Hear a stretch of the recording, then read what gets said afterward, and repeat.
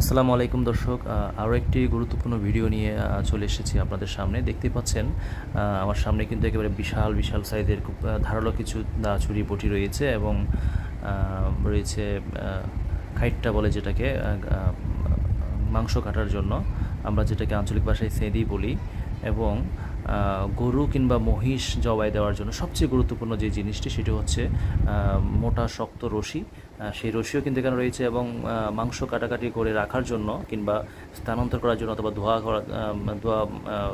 ধোয়ার জন্য যে জিনিসগুলো রাখে সেটা হচ্ছে লাই, হাড়াং যেগুলো আমরা আঞ্চলিক ভাষায় বলি।